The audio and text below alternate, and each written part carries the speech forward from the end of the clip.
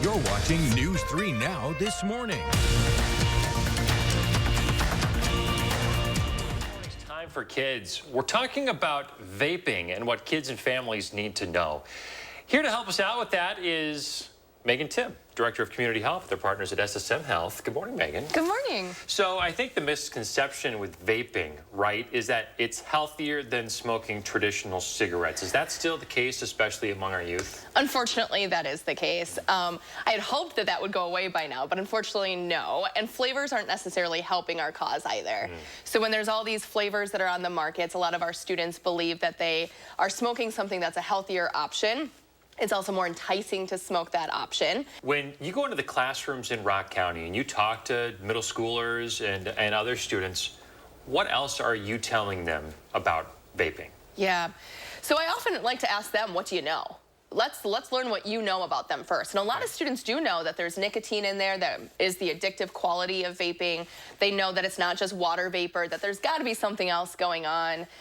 They know that all of the 8th graders are smoking, right? When I talk to 6th graders, it's the perception, really, that everyone is vaping. But when you talk to the 8th graders, they say, all the high schoolers are vaping. And so when you have this peer pressure going on, that you assume at that next level for yourself as a student is that everyone's doing it, that pressure gets really, really intense. So for the parents watching at home this morning, if they think or suspect that their kids might be vaping, what should they do? Yeah, I think it's easy to get to that disciplinary act right away, right? And to want to crack down on it because it comes out of fear for us as parents. And what I would do is ask your student, what does vaping look like at school right now? Is that something that bothers you? Are you concerned about using it? Do you want to use it? Like, have some really honest conversations. When I talk to a lot of students, especially those in the 6th grade, most of them don't want to vape.